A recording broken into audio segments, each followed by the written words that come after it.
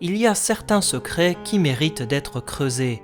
Très souvent, je suis confronté à des énigmes qui n'ont aucun sens et qui nécessitent des recherches bien plus approfondies. Vous êtes d'ailleurs nombreux à me demander une vidéo sur Quaid ou Quaith, ce personnage énigmatique dont on sait si peu de choses. Accrochez-vous à vos théories, on plonge ensemble dans les nombreux mystères entourant l'étrange Quaid de l'ombre.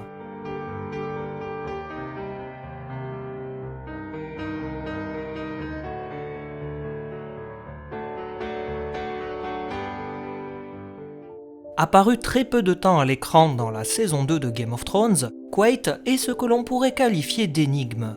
Cependant, le rôle du personnage est bien trop éloigné de ce qu'il est dans les livres, et c'est la raison pour laquelle je vais plutôt m'appuyer sur le trône de fer que Game of Thrones pour cette fois-ci. Quaid appartient à la famille des ensorceleuses d'ombre, une des nombreuses castes qui vient et compose la société de l'étrange cité d'Ashai. Maniant la magie de l'ombre, ces derniers portent des masques cachant leur visage et sont réputés pour être les seuls humains à aller au-delà des portes de la ville pour se rendre dans les contrées de l'ombre. Il est à ce jour difficile d'affirmer avec précision les capacités des ensorceleurs de l'ombre, bien qu'il leur ait associé des pouvoirs de vision d'avenir, de création d'illusions et d'invocation de sombres créatures meurtrières. Très différente de la série, où son masque laisse apparaître ses cheveux tout en étant dépourvu des longs vêtements, Quaid est décrite dans les livres comme possédant un masque rouge cachant l'intégralité de son visage, ainsi qu'une longue robe ample coiffée d'une capuche. Mais autant que l'un ou l'autre, son allure est énigmatique et ses apparitions fantomatiques. Dans les livres, Quaid apparaît à 6 reprises, 3 fois dans le tome 2, une fois dans le 3e livre, et enfin à 2 reprises dans le 5e et dernier bouquin paru à ce jour. D'une manière globale, elle arrive pour mettre en garde Daenerys, usant de prophéties et devinettes pour lui faire passer des messages. Inexpérimentée au départ de son aventure, elle se laisse guider par ses intuitions, puis la mère des dragons va gagner en aisance et expérience, devinant plus ou moins ce que lui suggère la sorcière à chaque apparition. Elle met tout d'abord Daenerys en garde contre les habitants et notables de Qarth, lui assurant qu'ils en ont après ses dragons. Une mise en garde qui ne permettra pas à cette dernière de sauver ses dragons des convoitises, puisqu'elle devra aller les sauver des griffes des non-mourants.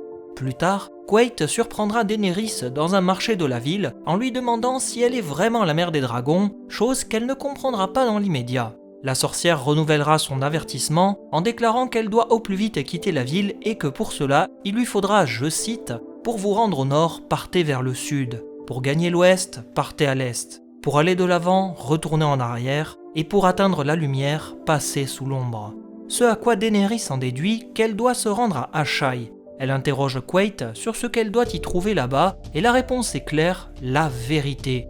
Est-ce qu'elle doit se rendre sur place pour devenir une ensorceleuse d'ombre, chose qui pourrait être sa véritable identité? Comme lui a dit Quaid juste avant, les dragons sont le feu fait chair et pouvoir et feu ne font qu'un.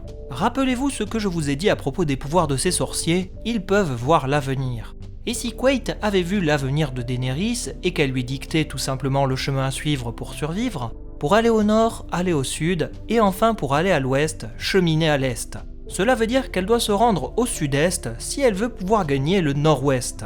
Mais qu'y a-t-il au nord-ouest de sa position? Eh bien le continent de Westeros. Quant à ce qu'il se trouve au sud-est, la réponse est toute trouvée, car il s'agit bien de la ville Ashai-les-L'ombre. L'allusion à passer sous l'ombre est donc évidente.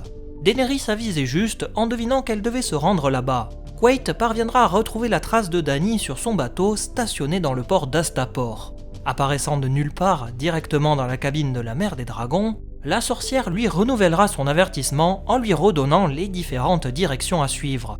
Mais visiblement, il s'agissait d'une apparition fantomatique puisque Quaid disparaît soudainement dans la pénombre. La sorcière fera une nouvelle apparition à Meereen alors que Daenerys se baigne, elle surgit de la pénombre et lui annonce que ces apparitions ne sont pas des visions, mais qu'elle seule peut la voir et personne d'autre. Elle lui dit venir par un autre chemin, et à mon sens, elle sous-entend qu'elle provient sans doute d'un autre endroit, avant d'ajouter une nouvelle prophétie, qui est la suivante, je cite « Écoute-moi Daenerys Targaryen, les chandelles de verre se consument. Bientôt viendra la jument pâle, et après elle, les autres. Le kraken et la flamme noire, le lion et le griffon, le fils du soleil et le dragon du comédien. Ne te fie à aucun d'eux, souviens-toi des non-mourants, défie-toi du sénéchal parfumé.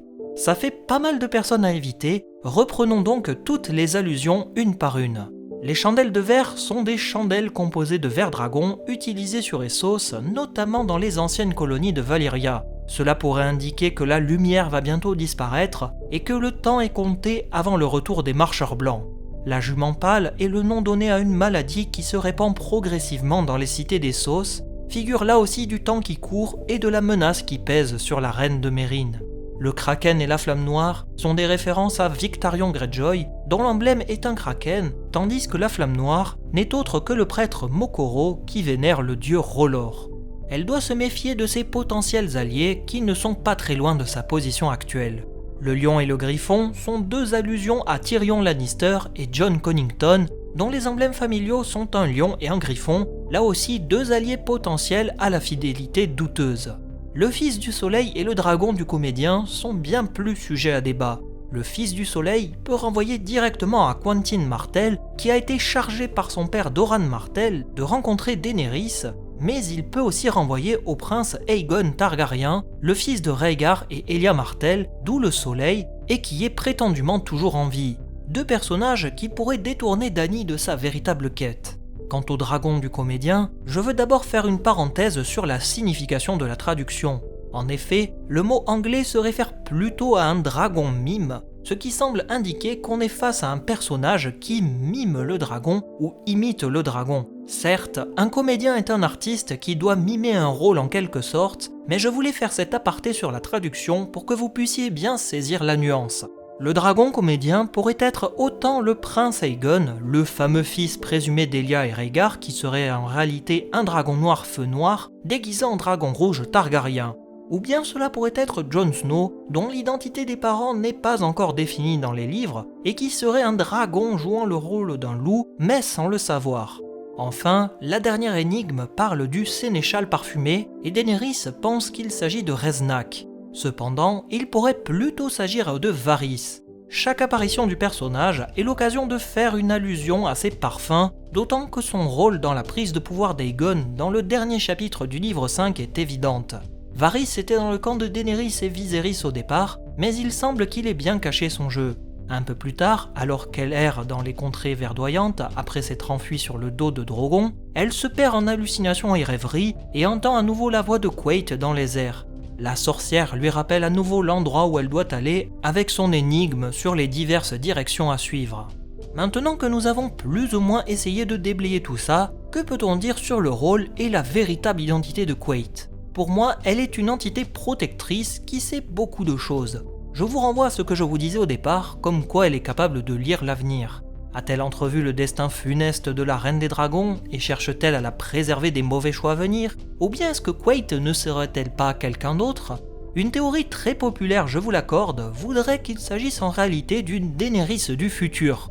Oui, vous ne rêvez pas, les livres nous offriraient non pas une, mais deux Daenerys en même temps. Quels sont les éléments avancés pour défendre cette théorie ? Tout d'abord, le fait qu'elle touche Dany et qu'après ce toucher, la Reine des Dragons ressente comme un picotement persistant à cet endroit précis. Alors pour certains détracteurs, cela serait sans doute dû au fait que Daenerys éprouve une attirance charnelle pour les femmes. Mais pour moi, c'est un petit peu comme si elle avait laissé une trace pour la marquer, ou selon la théorie, ce toucher lui permettrait de fusionner pleinement avec la Daenerys du présent. De yeux, Quaithe porte un masque pour masquer son visage, alors que Mélisandre, qui est elle aussi une ensorceleuse d'ombre, n'en porte pas. Elle cacherait ainsi son identité pour ne pas perturber Daenerys outre mesure. Quaithe aide Daenerys sans demander de contrepartie, et elle fait tout pour la mettre en garde, tout en la laissant maîtresse de ses actes. Cela m'apparaît comme être un des principes même de la théorie du voyage dans le temps. Il ne faut pas altérer le passé, ni tomber nez à nez avec son soi du passé, car les conséquences peuvent être désastreuses. La théorie avance que Quaithe sait comment apparaître auprès de Daenerys, et qu'elle sait comment la trouver peu importe où elle se trouve. C'est la Daenerys du futur qui se projette dans le passé pour intervenir et guider notre Daenerys, afin qu'elle ne fasse pas les mêmes erreurs qu'elle. Une théorie qui pourrait marcher, au-delà du fait qu'elle est un peu trop branchée science-fiction pour moi. Daenerys du futur inciterait Daenerys du présent à se rendre à Asshai afin d'apprendre les pouvoirs des ombres pour se transcender et se projeter dans le temps, pouvant ainsi gagner le continent de Westeros en prenant les bonnes décisions. La théorie pourrait fonctionner dans la série, puisque Quaithe sait certaines choses, comme par exemple le fait que Jorah a trahi Daenerys, ou bien où se situent les dragons, mais le physique et l'absence de véritable rôle de guide auprès de Daenerys me fait dire qu'elle n'a pas le même rôle et que ça ne fonctionne pas pour la série. Pour en revenir au livre, cela expliquerait comment Quaithe surgit de nulle part, comment elle sait pour les nombreuses choses qui vont arriver comme Victarion Greyjoy, la jument pâle, Quentyn Martell, Tyrion Lannister, le fameux Aegon, etc. Mais il y a tout de même des éléments qui viennent contrebalancer cette théorie. N'oublions pas qu'en tant qu'ensorceleuse de l'ombre, elle peut lire l'avenir et par ce fait, elle aurait très bien pu voir ce qui arrivait à Daenerys. De même, la couleur des yeux n'est pas la même que ceux de Dany, mais cet argument pourrait être contrecarré par le fait qu'elle utilise un sort d'illusion pour ne pas dévoiler ses pupilles violettes, synonyme qu'elle serait un Targaryen. Je vous épargnerai de nombreuses autres théories qui voudraient qu'elle soit une matérialisation de la magie de Valyria, résultant de la radioactivité des dragons, ou bien qu'il s'agisse de Shaira Astre les Mers, l'amante de Bryden Rivers aka la Corneille, car les éléments sont bien trop décousus pour être crédibles et qu'ils sont totalement déconnectés de l'histoire de Daenerys à mon sens. Pour moi, il ne faut pas se poser la question de savoir qui est Quaithe, mais plutôt ce qu'elle veut vraiment. J'espère que le livre 6, dont la parution se fait attendre, saura répondre à certaines questions, tout en laissant de nouveau la parole à ce personnage énigmatique pour guider la mère des dragons dans sa quête de pouvoir, malgré les vents et marées, contre les trahisons et ennemis de l'ombre. Je vous le donne en mille, il faut croiser les doigts et attendre. Voilà tout ce que je souhaitais partager avec vous à travers cette vidéo qui, je dois bien l'admettre, peut paraître complexe et désordonnée. J'ose espérer que vous avez apprécié l'histoire et les diverses explications proposées. Si jamais vous avez d'autres analyses et hypothèses, je me ferai une joie de vous lire. N'hésitez surtout pas d'ailleurs à me rejoindre sur mes réseaux sociaux. Merci encore à vous pour vos retours sur mes précédentes vidéos qui étaient très bienveillantes et on se retrouve à très vite pour d'autres analyses. Salut à vous!